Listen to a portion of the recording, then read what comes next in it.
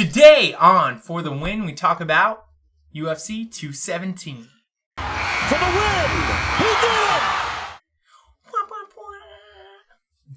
Always do that. We don't have anything that goes... I know it.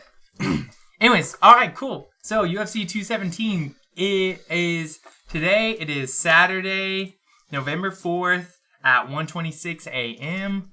PM.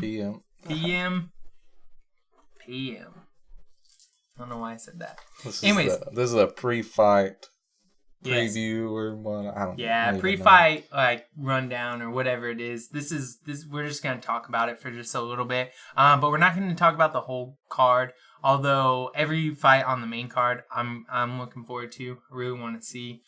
Even Stephen Wonderboy Thompson is fighting. So I'm really excited about the main card. But we're just going to talk. We don't have that much time, so we're just going to talk about the last three fights, the three title fights. So you want to can you pull the card up? Yeah, of course. And then, so what we'll do is we'll talk about them, and then we'll make our picks. So we'll make our picks here about what's gonna happen. We think. All right. So what are the fights you care about? So we're gonna go. We're gonna start here and go up. So those three. These three? No. The 1, 2, 3. The three title fights. Oh, three title that fights. One, Georges Masvidal and Stephen Thompson. I'll just go over real quick. Georges Masvidal, he's a murderer, but I think Stephen Wonderboy Thompson's going to take it. But if he does, that really stinks. Because if he does, then he goes. His next fight should be for the championship belt. But that would be their third fight, and the last two suck balls. They were really, really bad. So who knows what's gonna happen if he wins that fight. But yeah. Anyways, okay. So this one, does this have their picture or anything? No. Yeah, where is that? Where's their pictures and stuff? I mean, find another website, I guess. Yeah, let's find another website because I feel like you're going to have to take a look at them. Here we go. So, this is Joanna Jedrzejczyk versus... Okay, now that's a man. Rose Namajunas. Her nickname is Thug. Yeah. How do they let her fight in women's? Because she is a woman. She is, and actually, I don't see any titties. Okay, open up a new. Well, look at all the women. They don't. I mean, you can tell she's a moderately good-looking woman. This just looks like okay. Look, some motherfucker you'd see on Orange Is the New Black. I want you to look at her. Look at her in Google Images. Look at her in Google Images with like long hair. With like long hair. Okay. There you go. Let's see if there's any with long hair. See, look. Not bad. Why does she have short hair then? I don't know. She looked fine then, I guess, but she just looks like a man now. Well, and you know what? Something about her is she's so quiet and she doesn't talk or anything. She doesn't. She just sits up there and just... Really? No shit talking? No, not really. Not really. She's so... almost stoic, just like sits there and is quiet. They did the weigh-ins, and they do a face-off or whatever. Yeah. And Joanna is intense. She's intense at stare downs. She'll get in her face, and she always kisses her fist and just puts it right there on them. Oh, like just like boom. Like she is a huge favorite in this, I think.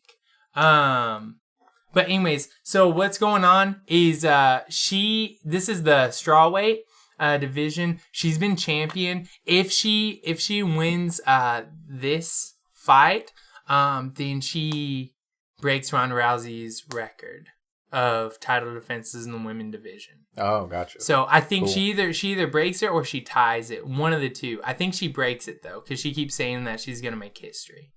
Now she is a tough polling competitor, and strawweight queen. She's been calling herself the Boogie Woman lately. The Boogie Woman? Yeah. Did you ever figure out how to say her last name? Joanna Jedrzejczyk. Really? Okay. Yeah. That's But they just call her shit. Joanna Champion a lot of times. Joanna Champion. Mm-hmm. That's my pick. Joanna Champion's your pick. Yeah, I picked Okay. her. Okay. Now listen, Rose she's already fought her once, I do believe. Now look at their records. Yeah, exactly. Look at their records. But Rose is going to be a tough competitor.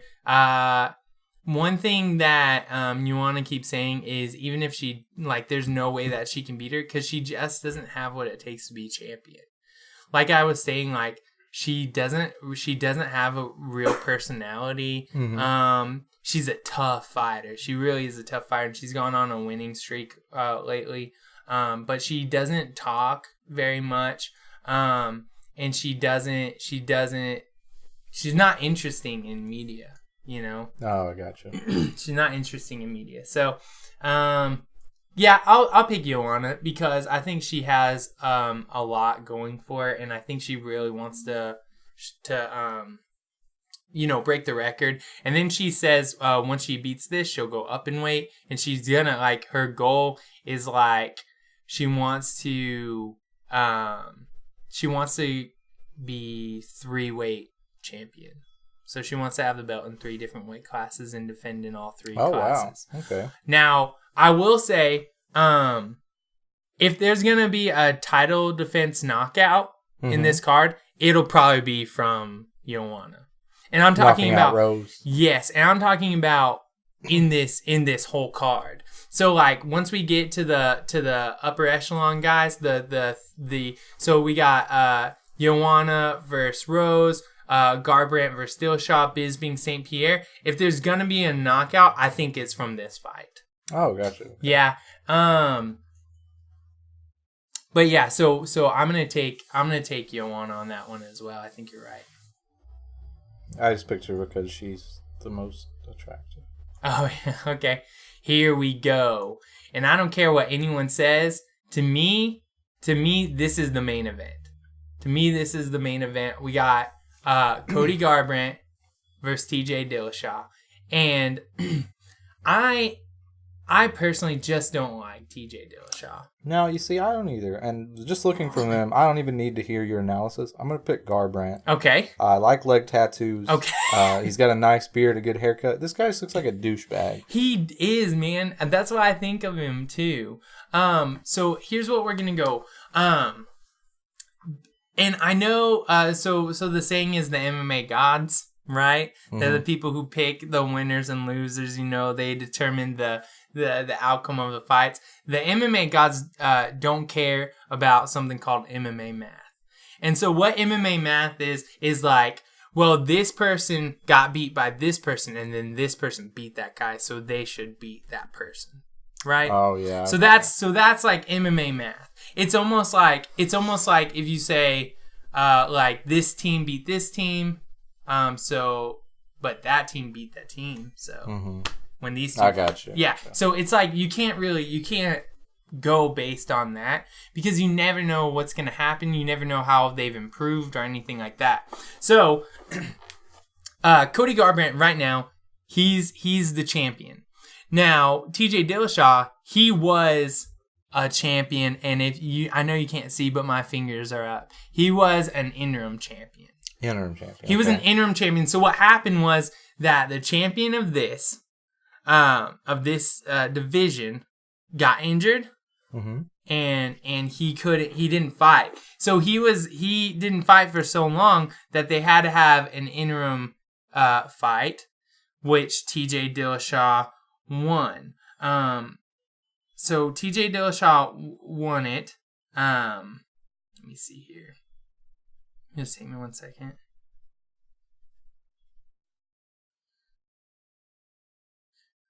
Okay. So TJ Dillashaw won it. And then the true champion came back to unify the belt. His name is Dominic Cruz. And Dominic Cruz is in this division, no one's footwork, no one's striking, no one's all-around fight performance tops Dominic Cruz. Okay. Right? He's like number one. Right. Gotcha. So Dominic Cruz comes back to unify the belts and just beats TJ Dillashaw by decision, right? Oh, okay, by decision. Now, this whole time, whenever TJ Dillashaw was interim champion, he was on a team called Team Alpha Male. He was on a training team with Team Alpha Male. Team Alpha Male. Yes. God, that's douchey. Right. Oh, God. Which is where Cody Garbrandt, they were partners. They were teammates. On Team Alpha Male. On Team Alpha Male. I lost a little respect for him. Okay, yeah, I do understand. But Team Alpha Male brought in a striking coach named Dwayne Ludwig. Okay. And they developed a bond. And so TJ Dillashaw, he bounced. He just left the team. Which is why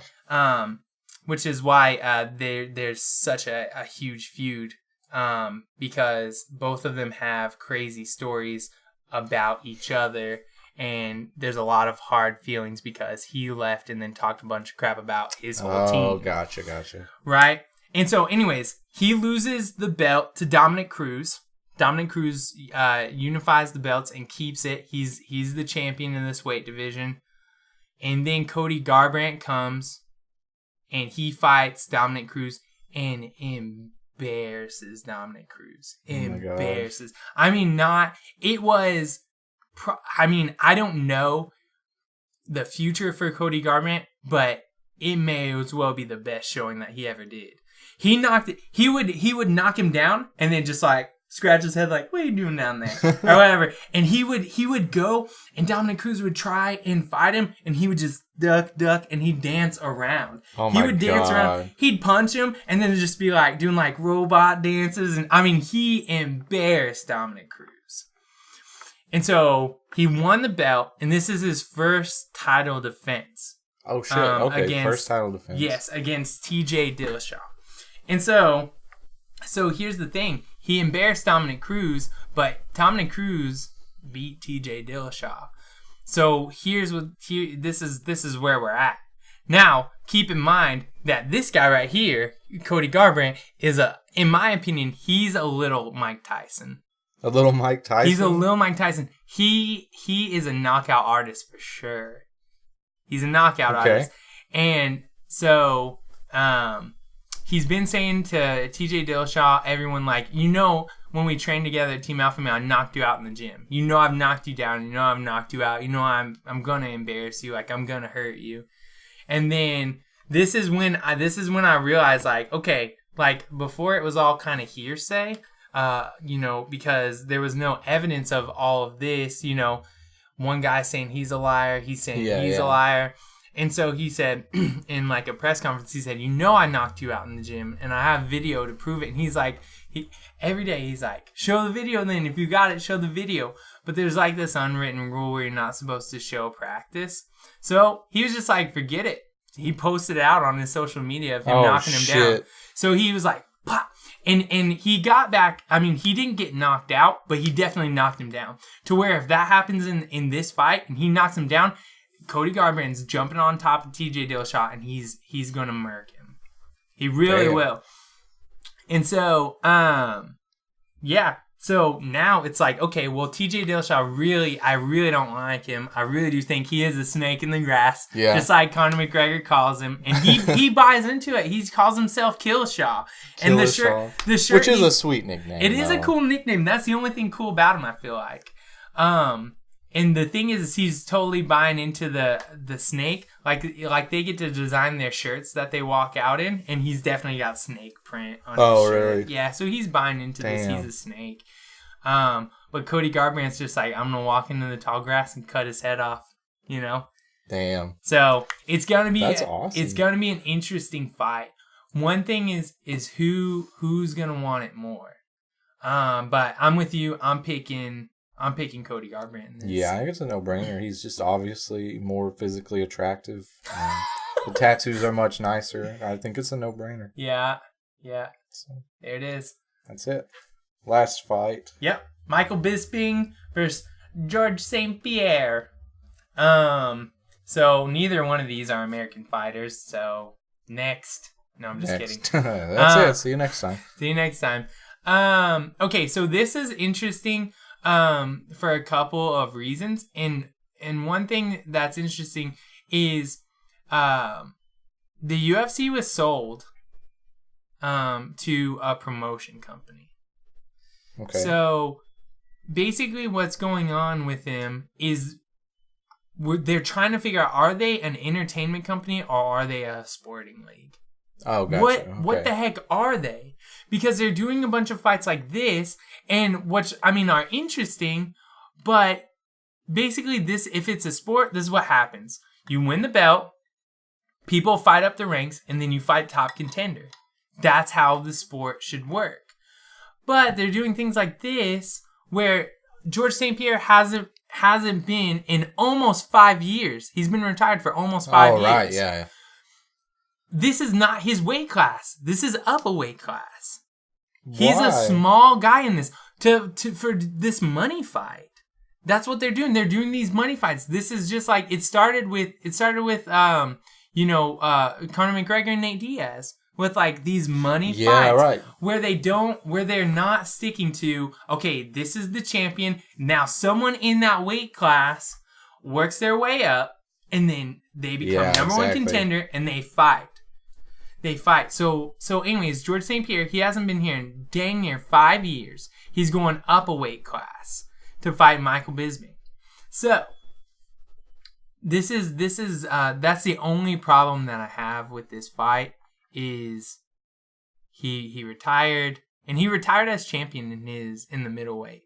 Mm-hmm. So he retired as champion. He hadn't been here in almost 5 years. And then he comes in his first fight is in a weight class up for the belt. Yeah, that's bullshit. And plus he's old as shit, isn't he?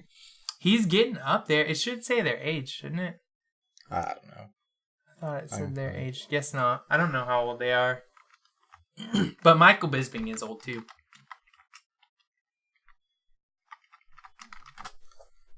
Let's see how 36? He's 36-year-old. Michael Bisping is 38 years old. Oh, okay. Never mind. So there. But he hasn't fought in 5 years? Yeah. In the UFC? And so, okay, so here's the thing. In his weight class, he was the best. He really was the best. He held the belt for a long, long time. And he retired as champion. There was a lot of questionable things about him, like, is his brain okay? One time he thought that he was missing, hours and hours during the day. Like, in his mind, he was missing hours and hours. That's clearly a sign of brain trauma. Oh, yeah. But he said aliens. So, aliens? Yeah. Oh, shit. But he said aliens. So why did they let this man back in the ring? Right. But anyways, but super, super talented in his weight class. So you have that. And then you have Michael Bisping, who is the most, and when I told this to Jacob, he was like, that's a weird term. Because it is a weird term. But he's the most winningest fighter in the UFC. So he's been there for a long time. He's won the most fights. Oh, gotcha. Throughout his whole career than anyone else in the UFC. His cardio, this is where it gets interesting. Both of these men, especially when Georges St-Pierre was an active fighter, their cardio was unmatched by anyone else. They just go and go and go and go. They don't get tired. They don't get fatigued. Both of them. And so this is where it's like, okay, both of them are very good fighters. They're both very skilled. Both of them have great cardio. They're very well conditioned. Okay. But Georges St-Pierre is heavier than he's ever fought before. So yeah. And we know that makes a difference. He's heavier. And Michael Bisping is not. This is his weight division. Mm-hmm. So is he going to be able to keep up that endurance with the extra weight? I don't know. That's crazy. Like, why would you... I don't know why he would choose to fight this coming back after retirement. Money fight. I don't know why they would let him. It's supposed to be a pay-per-view draw. But the thing is he hadn't fought in nearly 5 years. The name of the sport is, what have you done for me lately? Yeah, exactly. And most people who are active UFC watchers don't know who he is. They don't remember him. But the thing was, he was such a dominant fighter before he retired that there you go. Damn. Okay. So they're just like, okay, here we go. Here's this match. Now, Michael Bisping thinks that he's got Georges St-Pierre figured out. Georges St-Pierre is a wrestler, right? I mean, and you can look at his record here. You can tell he's clearly dominant. Yeah, of course. And then Michael Bisping as well. But Michael Bisping didn't retire, of course. And so, here's what you have. You have a great wrestler. Michael Bisping thinks, you know what? I know exactly what he's going to do. He's going to jab me. He's going to jab me. He's going to double leg and take me down. But Michael Bisping is the best at defending takedowns, and when he does get taken down, he's the best in UFC to get right back up. Oh, really? Like, he knows what to do. And the conditioning that both of them have are on point for sure. Really? Okay. They're both going to be in really good shape. But Georges St-Pierre, he did hire a boxing coach. So he may very well try and stand up with Michael Bisping, which could... That's kind of... Because he's 38 fights, 58% of he's knocked the guy out. Yeah, which could make a knockout. But the thing is his wrestling ability is so strong that if he decides that he can't stand with him, he's going to try and take him down. I don't think... That'd be... I don't know shit about UFC, but that'd be foolish to try to stand up with a guy that just knocks fools out. Yeah. Half of his fights. After a 5-year retirement. Yeah. And not being that kind of fighter prior to it. I just don't know. This fight all around is just super weird. It is. It really is weird. But you know what? It's an interesting fight. Because it's almost like it's almost like the UFC is in this weird position right now where they just go to a bar. They're like friends that go to a bar and they're like, hey man, what if this person fought this person, who would win? You know, in this fictional reality. Like, what if we got Conor McGregor to fight Floyd Mayweather? Yeah, like who would win in that? You know, and then... What, do you think people would watch that? Yeah, oh, hell yeah, people would watch that. That'd be crazy. And then it happens. Yeah. It happens. And don't even get me started. It's like they were 4 beers in talking about this fight. Yeah, 4 beers in talking, oh man, what if Georges St-Pierre fought Michael Bisping for the middleweight title? Like, yeah, it'd be crazy. That's like, what if we got Michael Jordan to come out of retirement to play Allen Iverson in the Big 3 league? Like, yeah, would people watch that? Well, fuck yeah, people would watch that. Yeah. Is it going to be good? No. No, and Michael Jordan's in his 60s. Should it happen? I don't think so. But this one is happening. And now here's one thing that I just want to bring up for fun. Go ahead and Google image Michael Bisping and then just put I. Michael Bisping I. And go to images. Take a look at his eye. And not this one. Look at like a normal picture.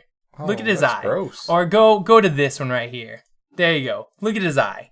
You see that? So that's from fighting. His eye got jacked up. And you know what? He could lose that eye. Damn. He could definitely lose it. Does it work? Yeah, it works. Does it look weird? Yes. Yeah. It looks very weird. But he can see just fine. But he could lose that eye. Damn. That's nuts. And fighting a guy just like a wrestler who's gonna take him down ground and pound, he could potentially lose that eye in this fight. I don't think he will, but he could, especially if Georges St-Pierre head kicks him. Head kicks him? Is that a thing Georges St-Pierre does? He can. Sorry, he can. He can head kick him. I mean, he's an all-around fighter, even though he's mainly a wrestler. He's an all-around fighter. But that knockout, look at how different the knockout range is. 58% to 32%. He hasn't knocked anyone out in 5 years. You know? Yeah. And so that's the thing. I don't think there's going to be a knockout in this one. I don't. Like I said previously, if there's one fight I think there's going to be a knockout in, it's going to be the girls. And Joanna said, I promise you that I'm going to put on a good show. Don't blink during this fight. Oh, shit. Yeah, don't blink. Damn. So, Yeah, we're going to see what happens in this one. Who you got in this one? I'm taking Bisping. I'm taking Bisping, too. It's all title defenses. They're just going to defend successfully, I think. Yeah, and that's the thing. The one that I think that is going to be a knockout is the girls. Cody Garbrandt, I want to knock out, and that one's so freaking bad. That's exciting. You got me hyped for that one, kind of. Yeah, that to me, that's he's just so much more attractive. I just can't get over it. Look at this. Look at their record. He's 11-0. That's so. I'm taking him. He's taking got a very, him too. very nice haircut. All right, let's wrap this. All right, man. So I can. Yeah, let's do it. Do it. Good job. Thank you for watching For the Win. UFC 217. Like and subscribe. Please share with your friends. And if you don't like it, still like and subscribe and share with your friends. It'll be worth it. I promise. Wink, wink. What the fuck?